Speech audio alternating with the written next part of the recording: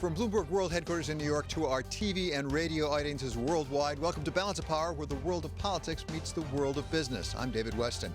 Fed Chair Jay Powell spent 2 days this week giving Congress his take on the economy. This morning we got some new economic numbers that largely seemed a bit stronger than expected, at least on their face. But to tell us what they really mean, we turn now to Bloomberg International Economics and Policy Correspondent. He's Mike McKee. So, Mike, you're really good at going below the surface and telling us what's really going on. Maybe we start with durable goods. Yeah, a little bit of strength in durable goods, but not as much as the headline would make it appear. Also, these are January numbers, and so we're almost into March. So this is a little bit behind, but here's what we had. 3.4% for durable goods orders, which was a lot more than was forecast. But look at where the strength came from. Boeing started selling their 737s again. They started flying them off the lot. So almost 400% increase in civilian aircraft, and that made a big difference. You look at, when you take that out, 1.4%. Also, we saw a contraction in car assemblies because, of course, car companies having trouble getting parts, especially chips. So the number that economists want to look at is capital goods, and you take out the defense spending and you take out aircraft because of those big changes. And that one, as you can see, only came in at 0.5%. So a big difference between the headline and the bottom line number, which is more related to GDP, what goes into GDP. Of course, the other big number of the day, jobless claims. And, well, let's take a look at this one here because this is another interesting thing. Mortgage rates have been going up. 10-year yield has been going up. We've been talking about this a lot. You see the 10-year yield here. Mortgage rates have been rising, and that in part is because we're seeing the Fannie Mae acceptance levels rise. That's the minimum that they will allow on a mortgage. And because of convexity, the idea that as rates rise, people don't want to refinance, that's tightened the spread between these two things. And so what we saw today was pending home sales declined for the first time in months. And that suggests that maybe the Fed's got a little bit of a problem coming up with housing, because housing and cars are the big interest-sensitive sectors of the economy. Now, we'll talk about jobless claims, because that's what everybody focused on. Look at the big drop-off there.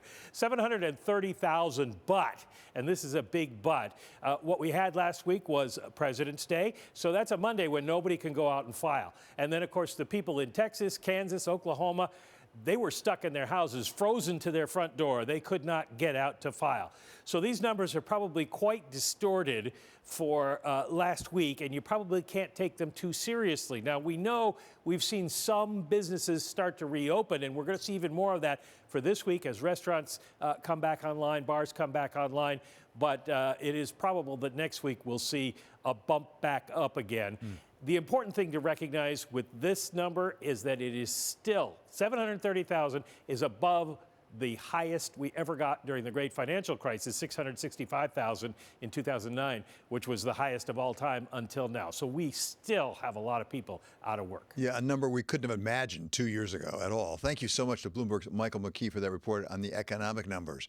Well, Fed Chair Jay Powell did testify before Congress, and one of the things he really talked about was how uneven the economic recovery has been so far. We have 10 million fewer people working on payroll jobs than we had just 1 year ago today, and that the unemployment rate, the reported rate, is 6.3%. But if you include people who were in the labor force and indeed working in February and a couple of other adjustments, you get to almost a 10% unemployment rate. So there's a lot of slack in the labor market and a long way to go to maximum employment. Okay, to take us through where we are and where we need to go, we welcome now Diane Swonk. She's Grant Thornton, chief economist. Welcome. It's great to have you here as always, Diane. Let's pick up on exactly where Jay Powell was. He was saying more people are unemployed than you think, but he also talked about particular sectors and even parts of the population in terms of demographics that are particularly hardly hit. Yes, what we saw was not only has the recovery been uneven, and it was the first service sector recovery we've ever had, but it's really left behind a lot of low-wage workers. If you do employment by wage, sort of the bottom third of wage earners versus the top third of wage earners, the top third has recovered to be just about 4% below February 2020 levels, while the bottom third is still down at a double-digit rate. In fact, the hardest hit workers workers are still facing over 20% unemployment rates, especially Black and Hispanic low-wage households. And that's very disturbing. And that's something the Fed has really focused on, is not only is the overall unemployment rate really important, but how many people are really throwing their hat in the ring and participating in the labor force. We're down 4.3 million people have disappeared from the labor force since February of 2020. That's a huge number of people that aren't participating, 60% of which are women, mostly Black and Hispanic women, who've been hardest hit by the shift, not only the loss in their jobs, but the shift to learning online in homes instead of in schools. And they're having to care for their children. Something that Jay Powell also noted was childcare in the United States is not great. And something a lot of people really didn't realize is that the United States has been falling behind other countries in terms of labor force participation among women, even behind Japan. And that was before the crisis. And I think it's really important to understand how childcare played into that, and that we're losing a competitive advantage. What the Fed is now looking at when it talks about more inclusive employment gains to get to full employment is that the fact that we get stronger, more robust growth that we can sustain when more people and more of the talent that is on the sidelines is pulled back into the pool. The whole is only greater than the sum of the parts, but the parts all matter, and the more healthy all the parts are in participating, the greater the whole is. And I think that's something that you're starting to see the Fed really focus in on. Is there much the Fed, as a practical matter, can do about that? Are low interest rates going to take care of that problem? Now, there's the great debate. I mean, clearly the Fed feels that they can overshoot a bit and allow the expansion to keep going, even after they've seen unemployment drop precipitously. They really want to see wages accelerate. That they know from the last expansion, they're eating some humble pie here, is that they know they actually probably shouldn't have raised rates in 2018, and that they could have let things go even a little hotter, because in fact inflation didn't pick up as they expected, and wage gains, although they started to pick up, were not sustained in the way they thought. And in order to get that in the lowest wage jobs, they needed to go a little longer. That's the good news of what they can do, but that's an awfully blunt tool. At the same time that that's happening, we know that the wealth gap is widening because low interest rates have fueled asset prices, and many of the low-wage workers don't even own a home, let alone anything in the stock market. We're about to see, I believe, a stimulus bill pass the House of Representatives tomorrow. Is that going to help if it gets through Congress, or is it going to hurt? Because there are some people who still claim part of the problem with unemployment is we are paying so much, we're being so generous with unemployment benefits, it's actually deterring people. What do the economics show us? Well, so far, we've not seen that en masse. There are some states that are more generous in their benefits, and the reservation wage is higher for people to go back to work. These are people without health care benefits already, and they're afraid of going back to work and contracting COVID. That should abate as we see certainly vaccines pick up, but of course, this is a bit of a race in and of itself because of the mutation. So I think that's one of the important things to consider. But more broadly, what we've seen is, in fact, we have benefited from paying people more generously during this unique sort of meteor hitting the earth pandemic, because through no fault of their own, people were forced out of work. And by sustaining incomes, even when the jobs weren't there, we saw the bounce back in spending in the month of January after 3 months of declines in retail sales.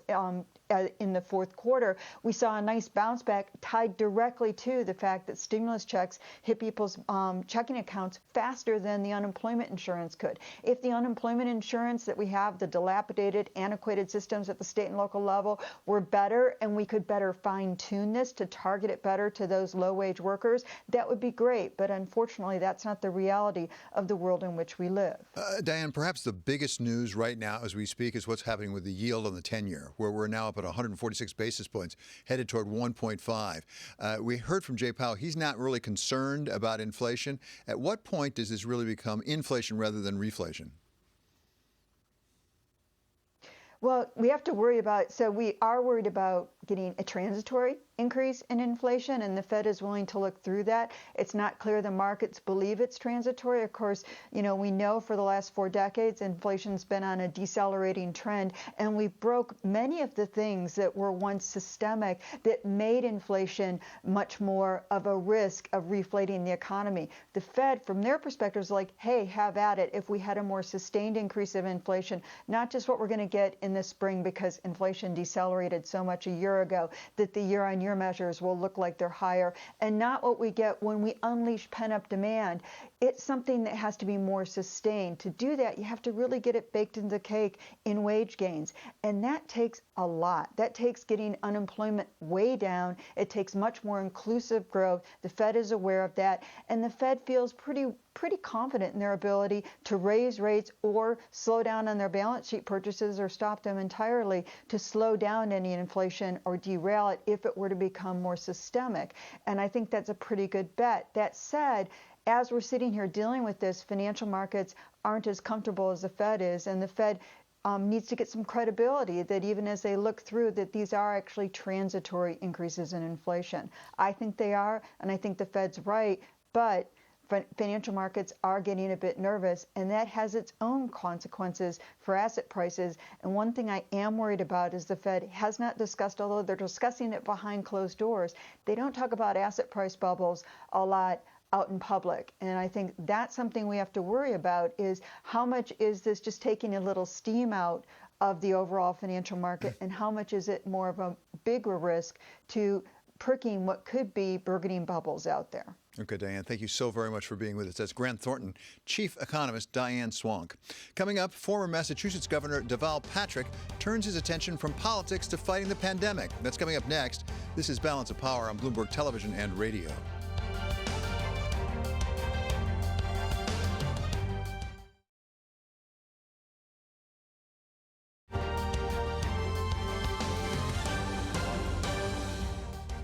This is Balance of Power on Bloomberg Television and Radio. I'm David Weston. For Bloomberg First Word News, we go now to Mark Crumpton. David, thank you. A New York prosecutor has obtained copies of Donald Trump's tax records after the U.S. Supreme Court this week rejected the former president's last-ditch effort to prevent them from being handed over. Manhattan District Attorney Cyrus Vance Jr.'s office has been fighting for a year and a half for access to Mr. Trump's tax records for a criminal grand jury investigation into his business dealings. The documents are protected by grand jury secrecy rules and are not expected to be made public. An encouraging sign for New York City as the city's middle schools reopen to students for in-person learning. Officials say city schools have a positive COVID-19 test rate of less than 1%.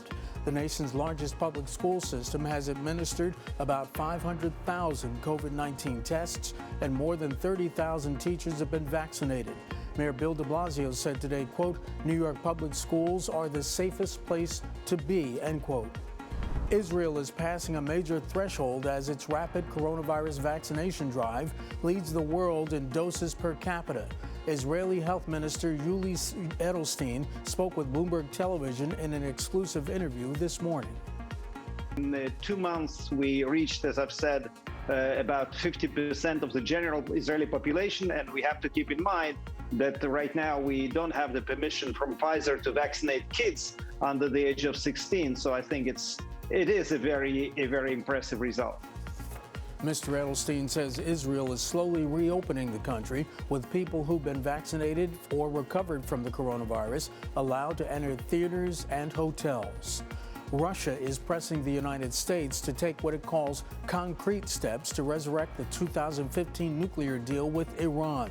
President Biden has said he's willing to talk about reviving the accord abandoned by President Trump in 2018, but the two sides remain at odds over who should act first. Iran wants the United States to lift sanctions that Mr. Trump reimposed. President Biden wants Iran to first resume its compliance with the agreement that seeks to curb its nuclear ambitions. Global news 24 hours a day, on air and on Bloomberg Quick Take, powered by more than 2,700 journalists and analysts in over 120 countries. I'm Mark Crumpton. This is Bloomberg. David? Thank you so much, Mark. Deval Patrick served as governor of Massachusetts for 8 years and went on to co-chair American Bridge 21st Century, which played a large role in the 2020 elections. But now he's taken on a new role as co-chair of the COVID Collaborative, and he's here to explain to us the role it is playing in fighting the pandemic. So welcome, Governor. It's great to have you back with us. Explain to us what... Good to be back with you, David. Pardon me? Good to be back with you. Thank you. So explain to us exactly what this COVID coalition is going to do.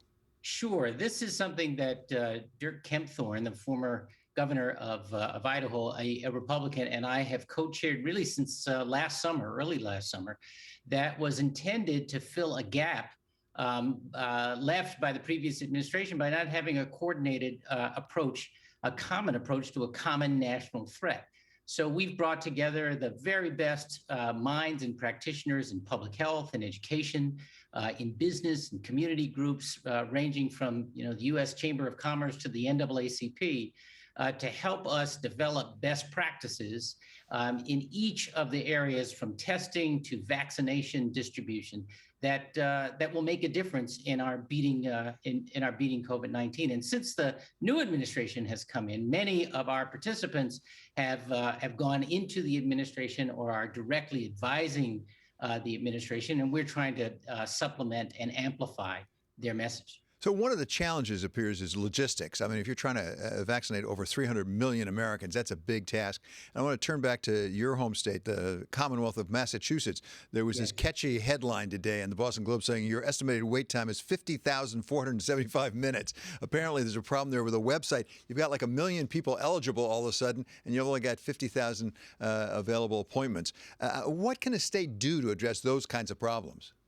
Well, I've had experience with websites going sideways. And, my point then, as it is now, is that the website is not the point. The point is to get, in this case, vaccines into people's arms. And that means, I think, being a lot more affirmative about reaching out in the first place to the most vulnerable communities and individuals, and being as systematic and improvisational as it is necessary, which is to say, bring in the private sector, bring in community groups. And I think that's beginning to happen. David, I think the other thing that has begun to happen is very encouraging, is that the Biden administration, working with drug manufacturers, are increasing supply, because that's been another issue. And we now know that the previous administration didn't order nearly enough to meet the need. So I'm glad you raised the question of the most vulnerable communities, because we certainly have this problem here in New York, but around the country, that ironically, perhaps tragically, the people who are being underserved right now are the people who need it the most. One of the issues appears to be acceptance of vaccine or mistrust of the healthcare system. What can be done to address that? Well, so this is one of the things that we've been working on in the COVID Collaborative, and in collaboration as well with the Ad Council. Assuring that there are trusted voices, getting the message out to Black and Brown communities, to poor communities, about the safety of the and efficacy of the vaccine, and also the importance of getting it. You have to acknowledge that there are many people in many communities that are justifiably skeptical of vaccines generally, and of the medical, of the vaccines in particular, and of the medical community in particular. And that has both historic and current roots. You have to deal with that and face it. I was on a virtual event just Monday night with medical professionals in Berkshire County in Western Massachusetts, where we live, that had brought together, under the auspices of the local branch of the NAACP, professionals and nurses, frontline workers, also people of color, who were conveying the message about the importance of getting the vaccine and answering questions that people had about what that would entail around, side effects or other kinds of impact, and not being dismissive or impatient with those questions, really taking them one at a time, respecting the question and the questioner, and trying to offer real fact. Governor, before you were governor of Massachusetts, you served in a very senior position in the Justice Department. We're about to get, it looks like, a new Attorney General in Merrick Garland. What do you know of him, and what would you like to see him accomplish during his tenure? You know, Merrick was a colleague of mine when I was at DOJ, and I said then what I have said since. He was a mensch. He was just a terrific, level-headed, very, very serious, high-integrity professional. And that is exactly what we want in an attorney general, and it's exactly what we want in the Department of Justice.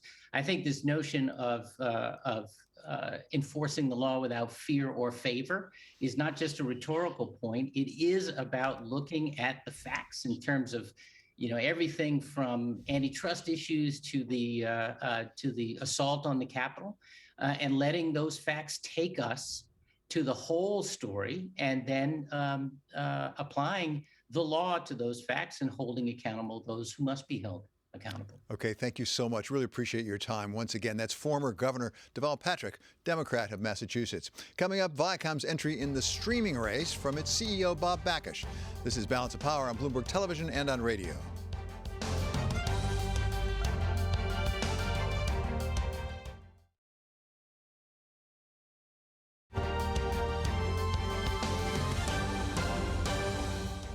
This is Balance of Power on Bloomberg Television and radio. I'm David Weston. The media world is moving to streaming as fast as it can, with Viacom just yesterday renaming its service Paramount Plus and adding a raft of new content. Our colleague Vonnie Quinn spoke earlier today with the CEO of Viacom, Bob Bakish, for his thoughts on the Viacom plan and how it fits with its tradition of being a movie studio. Paramount has returned to a great place from a content perspective in the film business. It's true that at the moment we're not releasing films due to COVID, but if you look at the films we have in the can, we're very excited about what's to come, and our slate moving forward looks great too. Second thing is you look at what we're doing with Paramount Plus for the film lover, and that's where we really benefit, obviously, from owning Paramount in a variety of ways. One of the ways is we're going to bring some of Paramount's most exciting new films like A Quiet Place Part 2, like Mission Impossible 7 that we were talking about before we went on air. And we're going to bring them to Paramount Plus after a short theatrical window. That theatrical window in those two films' case, probably be 45 days. We think that strikes a balance of enabling people to go see films on big screens in theaters, for those that want to do that, and a big action film, that's a great way, but also brings product very quickly to the streaming space, most notably our streaming space, where we can serve consumers as part of a broader film lover offering on Paramount Plus. And by the way, we think that's a sustainable model. You know, some of these other models you've seen out there, I don't know. We believe this is sustainable, works for talent, works economically, works for the circuits, the theaters, and certainly works for us. That was Viacom CEO Bob Bakish talking to Vonnie Quinn about their new service, Paramount Plus, and all the movies they're going to put on it. Coming up here, the White House is making a full court press on stimulus. We talk with a member of the House Democratic leadership team. He's Congressman Dan Kildee of the state of Michigan. This is Balance of Power on Bloomberg Television and on Bloomberg Radio.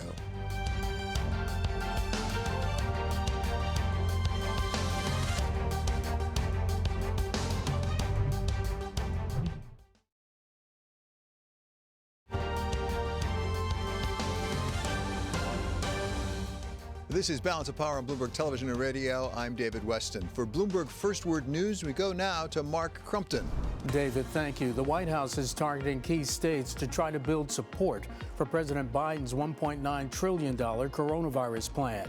The president and his aides are pitching the bill to mayors, governors, treasurers, and tribal leaders. The administration is focusing on 13 states, including Ohio, Pennsylvania, West Virginia, Arizona, and Georgia.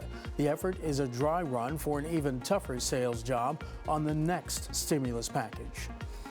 European Union leaders are gathering today to try to inject new energy into the bloc's lagging coronavirus vaccination efforts. The leaders are looking for ways to ease production bottlenecks and speed up vaccine rollout. They're also debating the severity of restrictions that should stay in place to halt the spread of COVID-19. Officials are worried about how fast new variants of the virus are spreading. The U.S. Treasury Secretary Janet Yellen is making an urgent bid for global cooperation ahead of her first meeting with a group of 20 counterparts. In a letter today to her G20 colleagues, Secretary Yellen said the global community faces dual challenges from the health and economic crises stemming from the coronavirus pandemic. That marks a reversal from Trump-era unilateralism that triggered rifts between the United States and many allies. India and Pakistan have agreed to observe a ceasefire along their contested border in the Himalayan region of Kashmir. It's a rare move for the two sides. They agreed in 2003 to a truce, but that has been violated repeatedly. Artillery rockets and small arms fire have been regularly exchanged between troops on opposite sides of the border, killing hundreds since the original ceasefire was signed. Global news 24 hours a day, on air and on Bloomberg Quick Take, powered by more than 2,700 journalists and analysts in over 120 countries. I'm Mark Crumpton. This is Bloomberg. Thanks so much, Mark. Democrats are moving toward House approval of the $1.9 trillion stimulus plan proposed by President Biden, and they could vote on a bill as soon as Friday. We welcome now a member of the Democratic House leadership. He's Congressman Dan Kildee of the state of Michigan. He serves as House Deputy Whip. So, Congressman, always great to have you with us. When President Biden first announced this, he said he'd like to get some Republicans to go along. He would be willing to compromise to get that done. As you, as a whip now, look at the numbers, are you counting any Republicans' votes tomorrow? We're not counting on any. We can't rule out the possibility that there will be some Republican votes. There is a lot of Republican support. Unfortunately, that support is across the country among Republicans, but not so much among Republican members of the House and Senate. It is something that should get bipartisan support. The fact that we've used the reconciliation process doesn't automatically mean a Republican cannot support the legislation. The hope is that when it goes to the floor on Friday, that members will realize that there's a yes vote and a no vote. There's not a maybe vote or I wish I could have done this vote. And their constituents want this to pass. And so I hope that that has some impact. Do you think that you might have gotten some votes if there had been some compromising? At the very beginning, I remember President Biden met actually with some Republicans at the White House saying he was willing to consider some compromises. Was there a conclusion that you just couldn't get any Republican votes no matter what you did? I think that was the problem, is that the willingness to compromise, and certainly, President Biden's history has been one where he's been willing to compromise. He is a creature of the Senate, and that was really his reputation, always has been. But the kind of compromise that it would have taken, I think, would have made it impossible for us to hold Democratic votes together, because it would have required us to do a bill that is so small that it wouldn't have had any scale as compared to the size of the problem that we're trying to solve. So the goal was the compromise, but I don't think we can sacrifice the principle of scaling the response to the size of the problem in the name of the principle of bipartisanship. We have to solve the problem, and if we have to go it alone, we'll do that. So does that experience, that dynamic that you've seen so far, does that tell us anything about the rest of this Congress? That is, say, other issues that might come up? I mean, are we basically going to be voting along party lines, or do you see areas where, in fact, there could be bipartisan agreement? I think there are areas, and we've talked about one area being infrastructure where we should be able to get bipartisan agreement. That may be the next big effort that we put together after this coronavirus package is sent to the president's desk. There's not a Democratic or a Republican road or water system in the country. They are something we all depend upon. So the hope is that that's one area that we've talked about as being a unifying issue. I hope that's the case. The issues, the events of January 6th are burned on all of our memories. It was a searing thing for all of us, but particularly for those of you up on Capitol Hill, where you got invaded by that mob that really was very frightening. Do you think that that event of January 6th has changed the nature of this Congress? Is this a different Congress because of what happened January 6th on either the Democratic side or the Republican side? Sadly, it is. I think for a lot of us, and I was one of those members stuck in the gallery for 41 minutes while the mob was closing in on us, to have so many members of the House still, while the Capitol was essentially still smoldering, come to the floor of the House and vote to overturn the Democratic election and confirm the fundamental really big lie that was the underpinning of the insurrection in the first place. It's made it more difficult for us to look at one another in the same way. I know for those members on the other side that voted that way, it's changed the way I view them, and it's hard to erase that from the way we operate here. Has it drawn division as well on the Republican side? Because we see different people have different positions, particularly with the former president, Donald Trump. Has it divided the Republicans? And in some ways, does that make it more difficult to deal with them because it's splintered? Very much. There's a real schism within the Republican Party, sort of the old conventional, traditional Republicans, the ones that I sort of grew up knowing, and then this new approach that really, has a almost unilateral fealty to Donald Trump. It's tough to negotiate with someone on the other side of the table when there are actually, two someones on the other side of the table that don't have the same view of the conversation. So this has complicated things, for sure. So Congressman, I always like to ask what's going on in Flint. What's going on the ground there? And tell me about how Flint is doing, and specifically how, provided this stimulus bill or some version of it gets passed, what difference specifically it will make to the men and women who live in Flint, Michigan? Well, it would make a real difference. Flint is struggling, as you know. We've had the water crisis and now COVID, which has disproportionately hit communities of color. Flint is a minority community, and a community that has 40% of its population living in poverty. So when we think about the supplemental unemployment benefit, which would really help people in Flint, or the stimulus payments, this would be a game changer for so many of the residents of our hometown, because it would give them purchasing power that they otherwise don't have, and give them a chance to get through this pandemic and kind of get back to fighting the fight they were involved in before, to try to create a path forward. It would be a real lifesaver for a lot of the people in Flint. Well, that's just exactly what I'd like to hear about, is that path forward, because you and I both know Flint. Flint was not a bed of roses before this all happened. It had real challenges in front of it. What is the path forward for Flint, Michigan, after we get past this pandemic, which we all believe we will at some point? I think the big challenge has to be to find a way to connect these older industrial communities to the new economy. It has to do with skills, it has to do with upgrading infrastructure, clearing away the remnants of the past, getting rid of vacant and abandoned structures.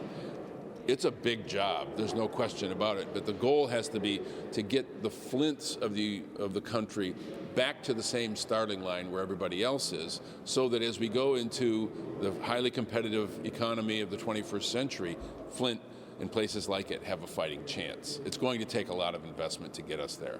Congressman, always a pleasure to have you with us. Thank you very much for joining us. It's Congressman Dan Kildee. He's Democrat of Michigan and Chief Deputy Whip. Coming up, corporate leadership in pursuing racial equity. We hear from Janet Foudy. She is Deloitte U.S. Executive Board Chair. This is Balance of Power on Bloomberg Television and on radio.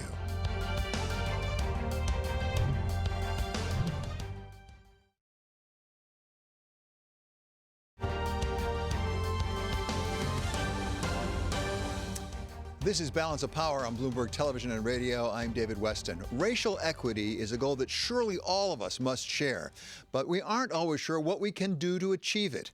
Deloitte U.S. has done extensive research into the question and is issuing today a new report called The Equity Imperative. To take us through the conclusions, we welcome now the Executive Board Chair of Deloitte U.S. She is Janet Foudy. So, Ms. Foudy, thank you so much for being with us. Let me start with those basic questions. Why'd you do it? So it's a pleasure to be here with you today, David, talking about this. So the broad business community, and certainly Deloitte, my firm, has been committed to diversity, equity, inclusion for many years. But the conversation around racial equity really came to a much more clear and frankly intense focus last June with the heightened calls that we all well understand for racial and social justice. It caused us to take a really giant step back and to listen much more deeply to our people in our communities, and especially to our Black professionals and leaders. So what we've learned over the last 9 months is that the entire business community, Deloitte included, must really go further in driving real and sustained change towards racial equity.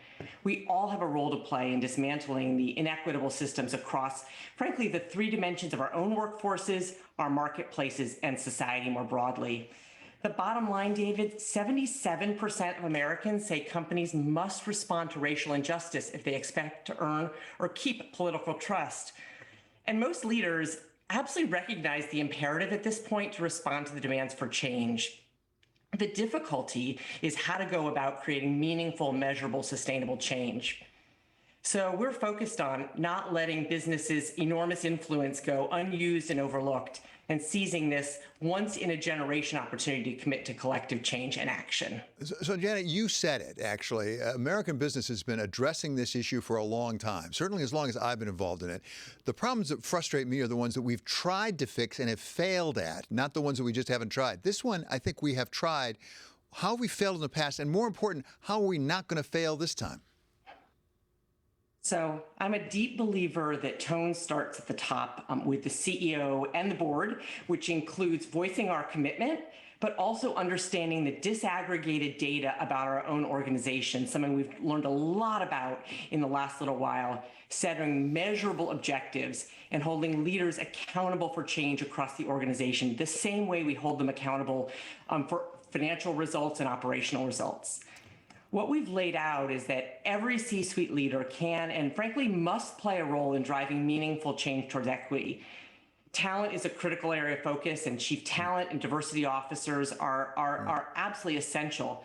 But we believe that real equity will only be achieved by each leader using their direct impact to change the system in their areas of influence. Right. Just a quick statistic, if I may, is we conducted a survey of 125 CEOs of Fortune.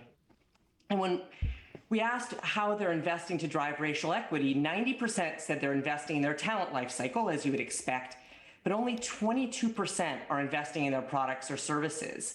So what we've really tried to think hard and lay out clearly is the implications of each executive's role in driving racial equity and really fixing the inequities in the system. So this idea of a much more holistic approach with real commitment becomes the virtuous circle of impact that, as you so clearly point out, that we've not been able to break in the past. But that specificity and clarity by role is what we've been focused on. So Janet, corporate leadership in general doesn't like a lot of regulation, but do we need a nudge from the government here? Would that be helpful? So how I and we think about it is that public policy is foundational to dismantling systemic racism and achieving racial equity. So I think the answer to your question is yes, but really important is we believe that government sets the floor or the minimum standards that we'll all adhere to. It's up to business to really break the ceilings, be those glass, wood, or steel, and actively drive change. I also think it's important to talk about not just what government does and what the private sector does, but the public-private partnerships are going to have to be an even stronger model going forward.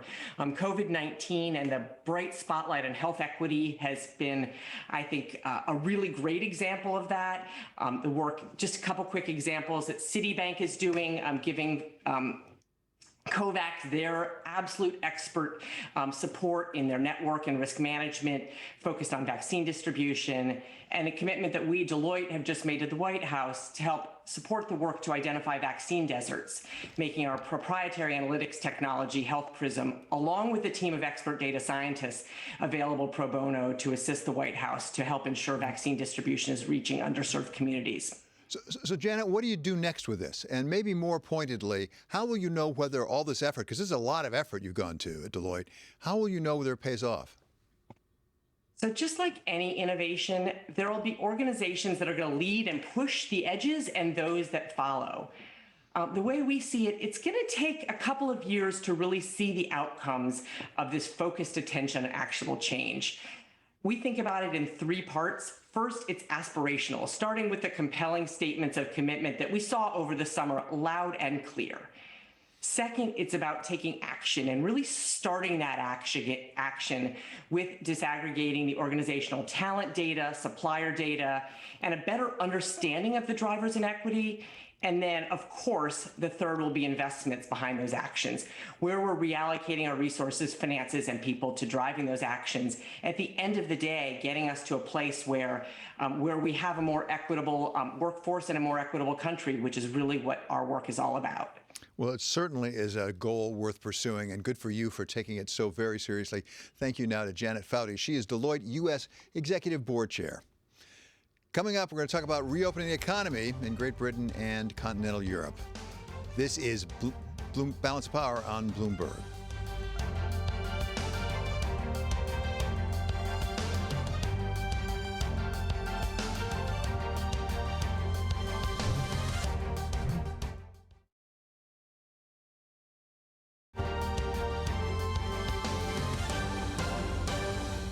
This is Balance of Power on Bloomberg Television and Radio. I'm David Weston. Cryptocurrency is very much in the news these days, with Bitcoin now trading just under $50,000. And so Bloomberg has been having a cryptocurrency conference, and we included in that Cathie Wood, of course, of ARK Investments, because she's a big Bitcoin supporter. And this is a bit of what she had to say about where cryptocurrency is today.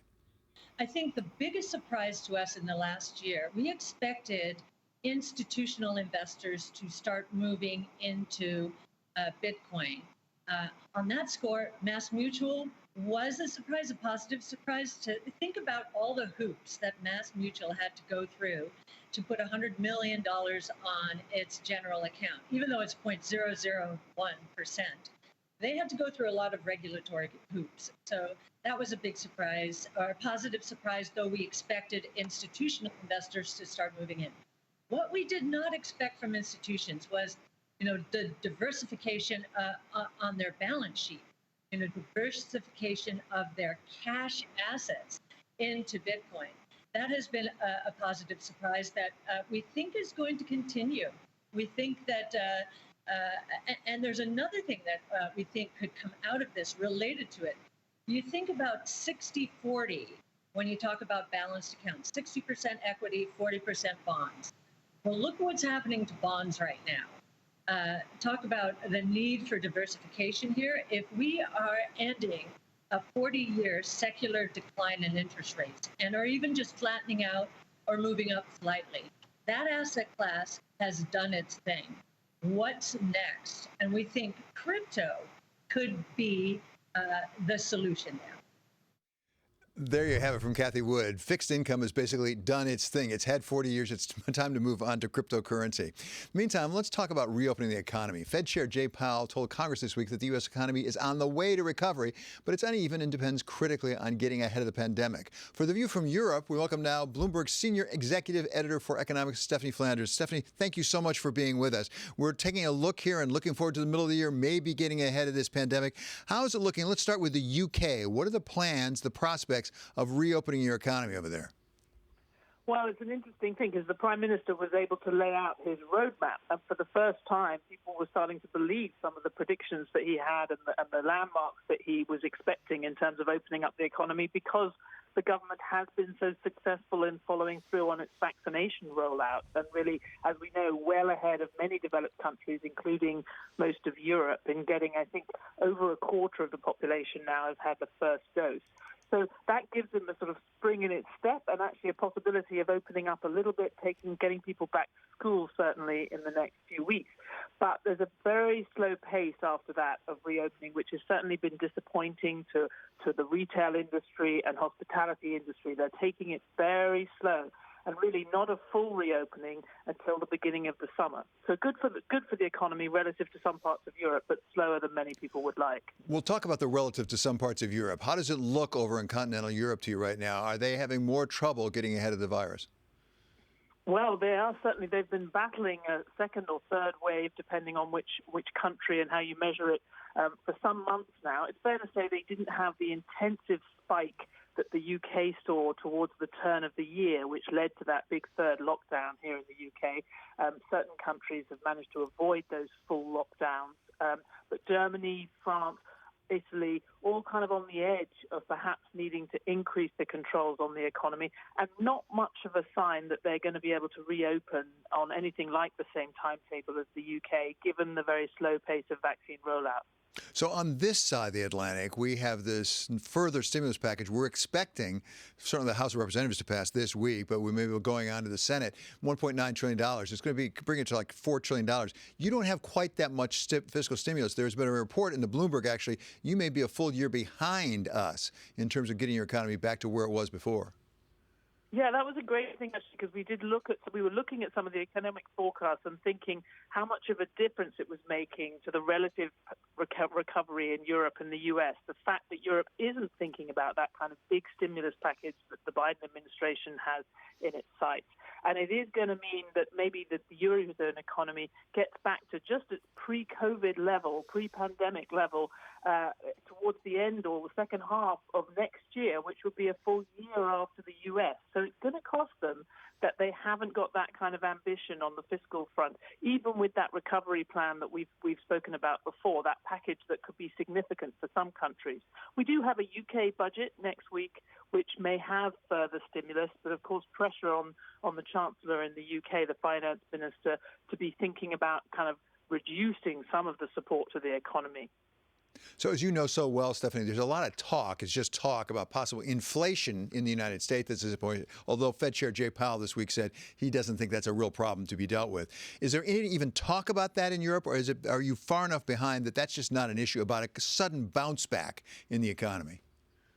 You know, that's not a conversation, but certainly the conversation and the market response to reflation in the U.S. is causing headaches for the European Central Bank and to some extent the Bank of England as well. As we know, central banks around the world kind of grappling with this global rise in yields, which arguably is really the most relevant to the U.S. situation. And indeed, we've seen the chief economist of the European Central Bank and Christine Lagarde herself this week trying to talk down some of that upward push in yields and suggest that the ECB will respond if it gets out of hand because there is no inflation coming down the track anytime soon.